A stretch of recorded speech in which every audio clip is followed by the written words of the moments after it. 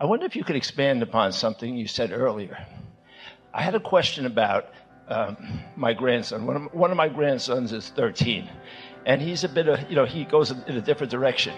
And you were saying that rather than seeing him as he is now, to look toward where your inner being sees him.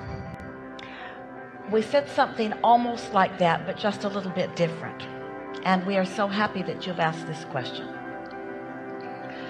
We are suggesting that in the same way that you accept that there's the physical you and there's the inner being you, and that the best of all worlds is when you are really in sync. In other words, when you are allowing yourself, because resistance is slight or non-existent, to be fully integrated with your own inner being, then you feel good, you're extra wise, you've got really good balance, you are in the right place at the right time, you have really good timing, you're in love with life. And so what we're suggesting is that you recognize in every other, especially this 13-year-old, that like you, that he also has a physical human side which might be disconnected or pinched off from who he really is, but that he has an inner being part too, and that everything that he's been living is causing the expansion of this inner being part. So what we are encouraging you to do is to deliberately try to have a relationship with the inner being part of him even more than you do with the physical part of him. It's the part I'm not quite understanding. We know. It's tricky. It's tricky. You said he goes a different way. Talk to us just slightly, softly if you want to, on what way he goes that... Well, he failed every class last semester, and he only cares about gains. We're going to talk from your inner being point of view and from his, but we're just going to give you a slightly different perspective of him. He succeeds at what interests him, and he makes no pretenses about what doesn't. Sure. So, don't you feel a little warmer about his inner being than you did? Now we can tell you the story in another way. When I look at his failure of all of his classes, my choosing to look at that causes me to move away from my inner being who is not looking at that. And I think it's his failure when really it's mine. Meaning that I should not look at the failure? Meaning that when you do, you don't feel good, so why are you? So what would I be looking at? I mean, he's a great kid. Is that what you're talking about? These are really good questions. Let's keep talking until it clicks into place, because a whole lot of people in this room are wondering the same thing. So this is what happens and what I do, which is why I'm probably tighter with him than any of my grandchildren, is that I do see him. I've heard you say this before, and I try to do that. Focus on, he is a great guy. He is a great guy. And he's a very smart and loving guy. And he told me that since we worked together through summer school and he passed everything in summer school, he said, why don't I just do what I want for the 10 months and you and I will work together for the 1 month and I'll just go to summer school. So I try to focus on that cleverness and that humor, but I'm not so sure. I'm not so sure he's not serious though. He is serious. Let's introduce into this conversation the subject of path of least resistance. Path of least resistance, by that we mean the path of most allowance, and by that we mean the path of most connection to who you really are, the path leading to who you really are rather than away from who you really are. We have a question for you. Is your experience with him, is he more often feeling good or not feeling good? Oh, feeling good. So, from what you know of what we talk about here, what do you think we think that means? I know what you think, but it's just that society and the teachers at school don't. So what do you think we think that means? I mean, he's following his path, I guess, his inner being. He's following. And so, does that make him leading edge? Yes. Do you think he could ever go back? I doubt it. If he's feeling good, do you think that that means that his inner being is calling him? I think so. Would you rather he followed a teacher that doesn't know or an inner being that does? You're right. The inner being. Do you think that he has the potential of following his inner being and then his teacher following him and his inner being? I do think so. Do you think he has the potential or the ability to win over his teacher? He's won you over. Yeah, sure.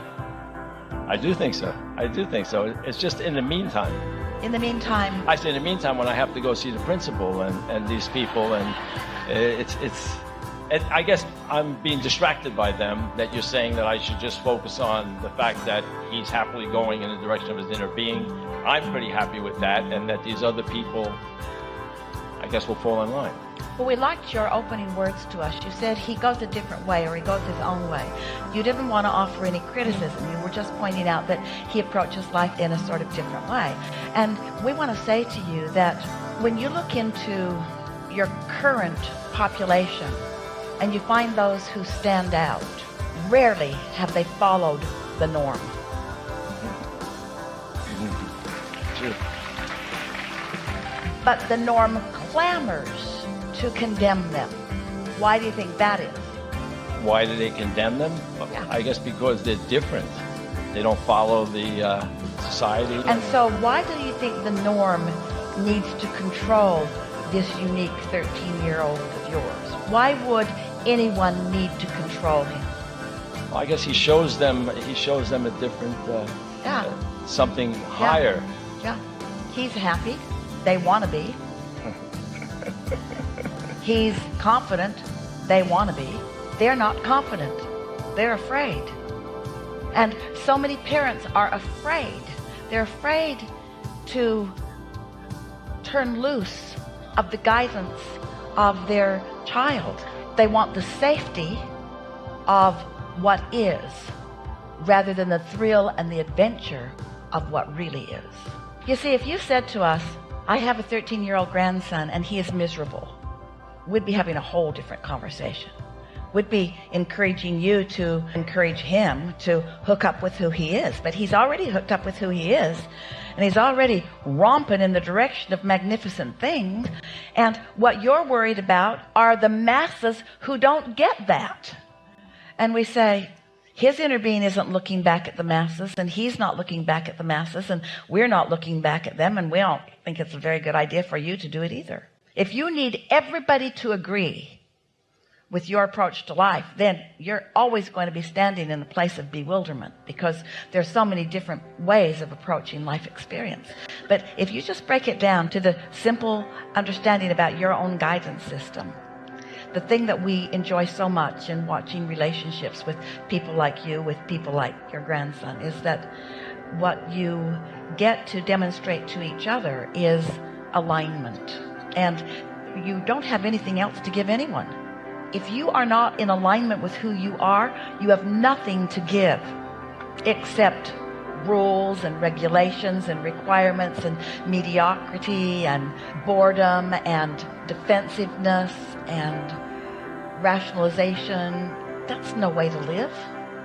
And isn't it remarkable? How do you think this kid got that way in a society that is pushing so hard the other way? How do you think that happened? I guess he just doesn't adhere to what they think. He follows the inner guidance. So he was born knowing, and no one talked him out of it. I sure never tried to, but I like this confirmation that we're going in the right direction. We liked that you didn't try to talk him out of it either. In other words, the whole conversation and all the hours that we were together with all of you, it's all about you have guidance within you that is calling you, calling you, calling you. Unless you have beliefs that are blocking your ability to hear, you'll always know which way to go, you see. It's so much fun if you could look into his vortex, if you could look down the road like we are and see the magnificence of the life that this kid has laid out before him, and the absence of obstacles because he knows his own way, and because he didn't have the disadvantage of being talked out of his own guidance, he's following it right along the way, you see. Most people have to get beat up pretty good. Most people have to feel a lot of negative emotion before they give up on things that are not working.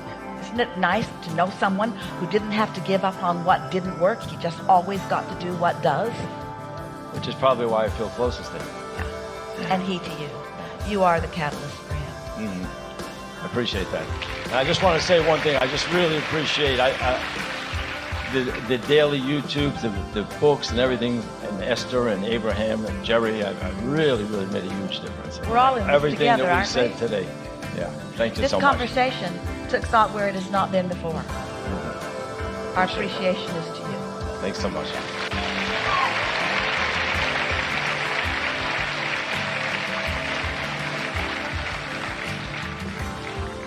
Feeling pretty good, eh?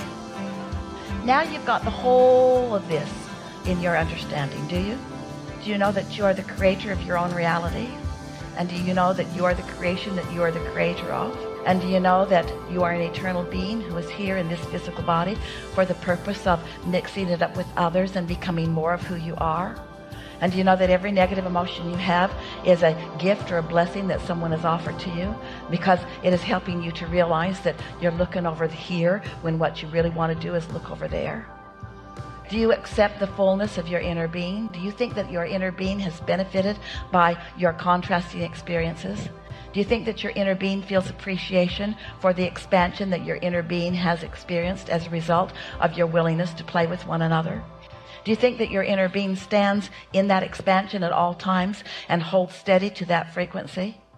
Do you think, since law of attraction is responding to everything that vibrates, and you have the potential of vibrating as your inner being does, or vibrating apart from your inner being, do you think that law of attraction, who is responding to your inner being, is creating an environment where expansion and wonderful emotions are possible for you? Doesn't it make you want to lean that way more? Doesn't it make you proud that you're physical, but happy that you're non-physically focused too? Doesn't it feel like you want to bridge this physical world with this non-physical world? Does it seem possible to separate one from the other? Aren't you now more keenly aware of every physical human who has ever walked this earth, who now stands in a non-physical realm? Aren't you happy that that non-physical energy is still alive and vital and aware of you and still calling you forward?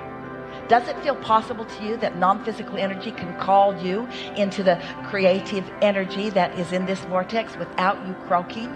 Don't you want to be physically focused and still in this physical body and doing something that so few do, being fully engulfed and engaged with the non-physical essence of who you are? Don't you want everything you paint to be the beautiful painting that you have the potential of painting? Don't you want to look at every single human being and, instead of seeing them where they stand, instead see them in the potential that they have accomplished? Don't you want to see and know the inner being part of everyone that you engage with? Don't you love knowing our friend's 13-year-old grandson? Aren't you excited about who he really is? And aren't you happy that he has not yet lost his way? And aren't you happy that you have now found your way? Don't you want to stop standing on your head in all kinds of different ways in order to please others who will never be pleased? And don't you want to let them stand with you in the place that they stand, which is to stir you up into asking for more? And don't you want to let all of them off the hook and stop asking them to be the way you think they need to be in order for you to feel better? Don't you want to look where it's easy to feel better and just feel better? And when you look where it's easy to feel better and you just feel better, then don't you think that you'll be engaging with them and understanding who they are, and you won't be asking them to be the one that shores you up, because you don't need shoring up? And then don't you want to be the one who stands in steady concert with your own inner being, who is moving so forcefully and so specifically and so precisely in the direction of joy and clarity and well-being, that in your wake you create an avenue or a tide that allows others who are wanting it to follow you along in it as well? Isn't it fun to live happily ever after? And is there any other choice, or is there any reason to do other than that? We've enjoyed this interaction more than any that has come before. We are appreciative of who you are, and we are happy about what's coming next.